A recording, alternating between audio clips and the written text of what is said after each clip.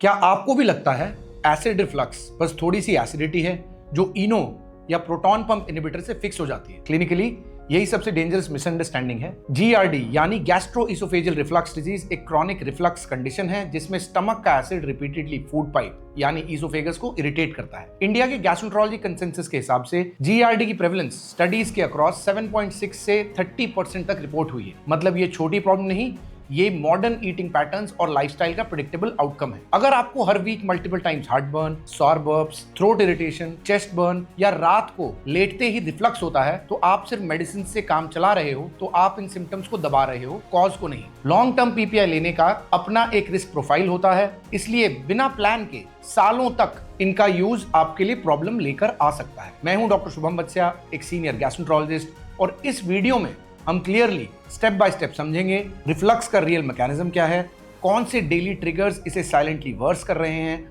और कैसे आप food timing, portions, posture, sleep and gut friendly changes से रिफ्लक्स को नेचुरली डाउनशिफ्ट कर सकते हैं without fluff, without myths. What is acid reflux actually? Acid reflux को समझने के लिए सबसे पहले कॉमन मिसअंडरस्टैंडिंग क्लियर करनी जरूरी है।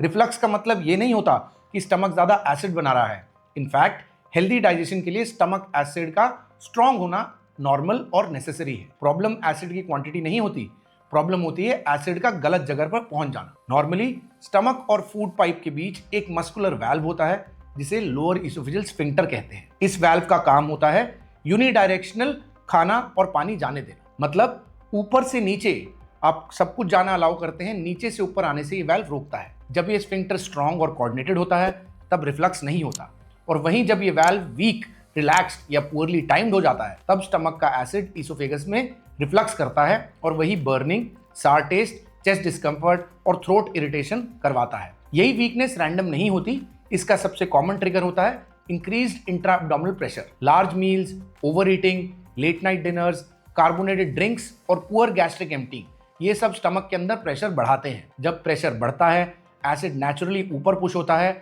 स्पेशली जब बॉडी हॉरिजॉन्टल पोजीशन में होती है। दूसरा इंपॉर्टेंट फैक्टर है impaired digestion.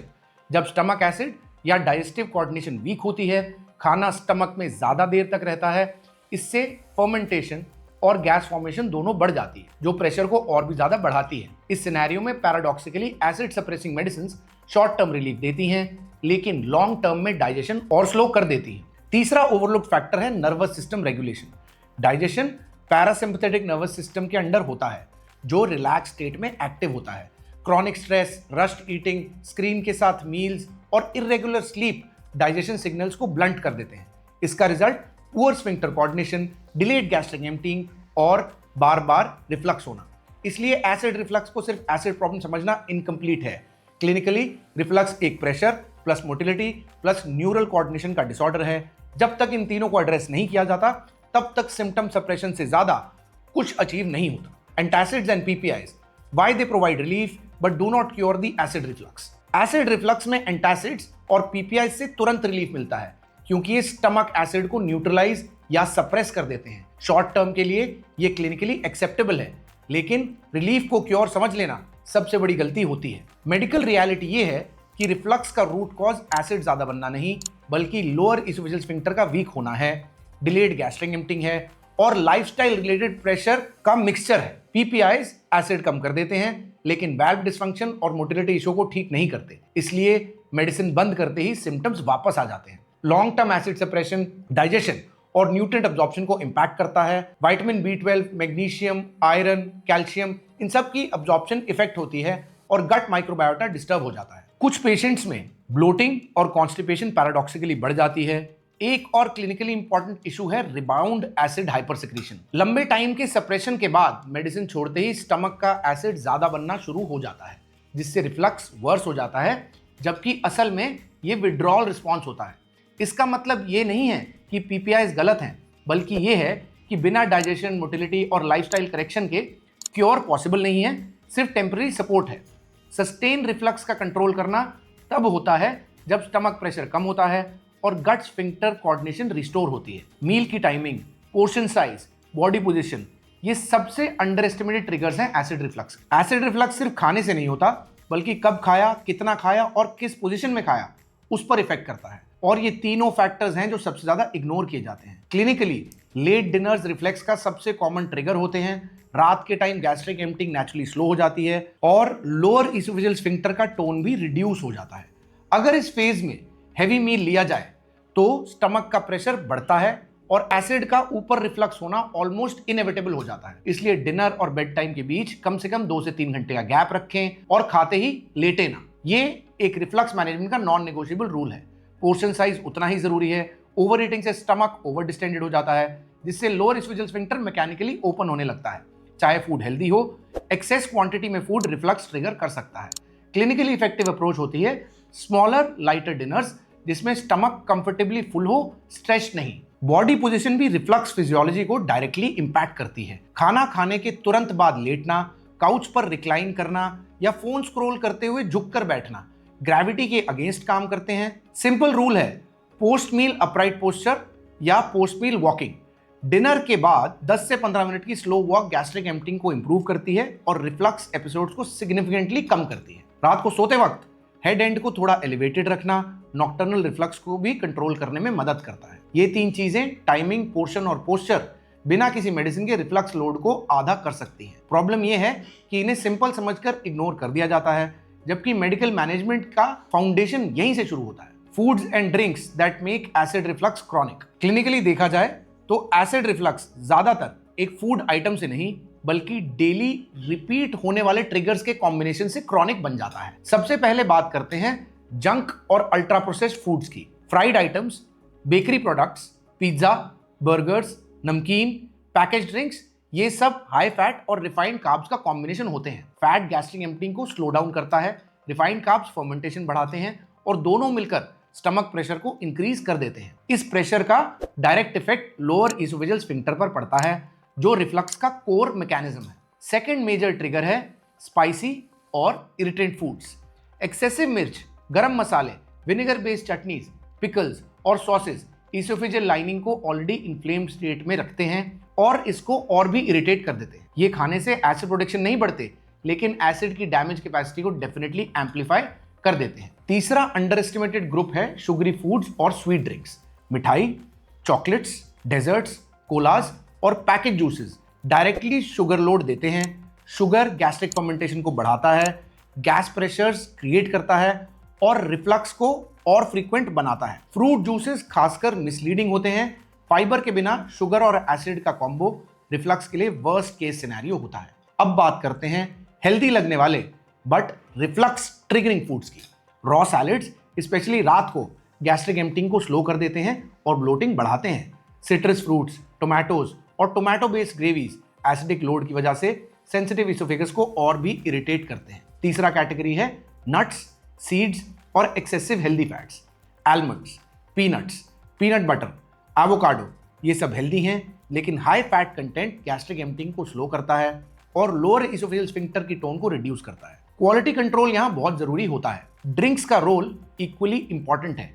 Cold drinks, ice beverage, very hot drinks lower oesophageal sphincter reflex को डिस्टर्ब करते हैं। मिल्क शॉर्ट टर्म सूदिंग लग सकता है, लेकिन इससे fat induced acid rebound common होता है। स्ट्रॉन्ग टी और कॉफी खासकर एम्प्टी स्टमक में रिफ्लक्स को वर्स करती हैं। अल्कोहल एंड स्मोकिंग तो क्लिनिकली प्रूवन रिफ्लक्स एक्सेलरेटर्स हैं।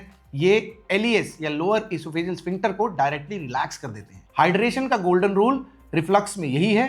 Small sips, room temperature liquids, meal से थोड़ा सा गैप, ल्यूक वार्म वाटर और light herbal infusions better tolerated होते हैं, जबकि over hydration during meals reflux pressure को बढ़ा देते हैं। बॉटम लाइन सिंपल है, रिफ्लक्स सिर्फ एसिडिटी का इशू नहीं है, प्रेशर, टाइमिंग और फूड क्वालिटी तीनों का इशू है।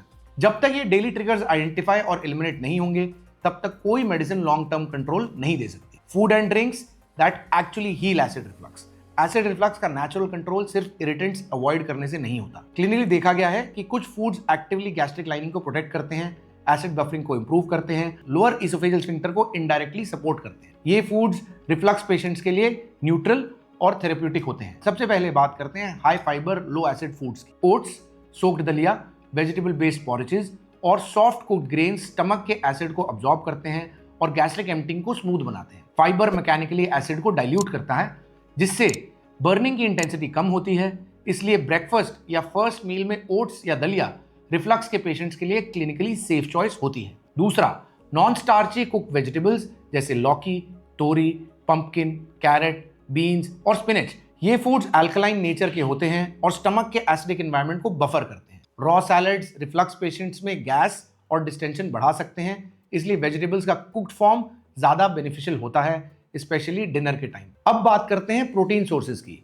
लीन प्रोटीन सोर्सेज जैसे दाल, सॉफ्ट पनीर, टोफू और well cooked eggs gastric acid secretion को एक्सेसिवली स्टिमुलेट नहीं करते, unlike high fat non vegetarian preparations. Protein gastric emptying को रेगुलेट करता है, लेकिन जब फैट लो हो, इसलिए प्रोटीन का फॉर्म और कुकिंग मेथड ज्यादा इंपॉर्टेंट होता है, क्वांटिटी से भी ज्यादा।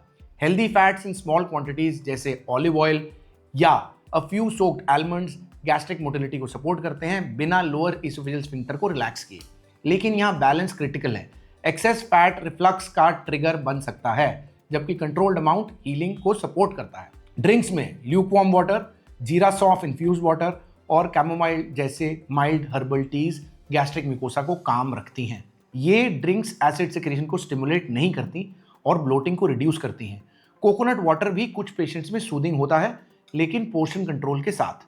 एक इंपॉर्टेंट क्लैरिफिकेशन जरूरी है, fruit juices, aloe drinks, so called detox beverages reflux healing का पार्ट नहीं होते। एसिड रिफ्लक्स कोई रैंडम एसिडिटी प्रॉब्लम नहीं है, ये डाइजेशन, लोअर इसोफेजियल स्फिंक्टर का प्रेशर और टाइमिंग के इम्बैलेंस का रिजल्ट होते हैं। जब तक आप सिर्फ सिम्टम्स को ट्रीट करते रहोगे और डेली ट्रिगर्स को इग्नोर करते रहोगे, रिफ्लक्स एपिसोडिक नहीं क्रॉनिक बनता रहेगा। रियल कंट्रोल का मतलब है स्टमक को ओवरवर्क से बचाना, डाइजेशन को एफिशिएंट बनाना और इसोफेगस को हील करने का टाइम देना। ये सिर्फ मेडिसिन से नहीं होगा, ये meal timing, portion control, food selection, posture और हाइड्रेशन को कंसिस्टेंटली अलाइन करने से होगा। मेडिसिन जरूरत पड़ने पर सपोर्ट देती हैं, लेकिन हीलिंग का काम फिजियोलॉजी ही करती है। अपने डाइजेस्टिव सिस्टम को फोर्स करना बंद कीजिए, उसकी फिजियोलॉजी को समझिए और उसके रिदम के साथ चलना शुरू करिए। Discipline your digestion and the body will restore its balance on its own. So guys, thank you for showing a lot of love on my transformation video. आपका यह प्यार बहुत ज़रूरी है। बीच में आपका प्यार थोड़ा कम हुआ तो मेरी टीम काफ़ी डिमोटिवेट हुई। मैंने उन्हें बोला आप लोग हमें वापस सारा प्यार देंगे, तो प्लीज़ मुझे सही प्रूव करें, हमें जल्दी से 200K सब्सक्राइबर्स टच कराएं कि हम जल्दी से 1 मिलियन भी पहुँचें और आपको और बढ़िया कंटेंट डिलीवर कर पाएँ। बहुत बहुत धन्यवाद।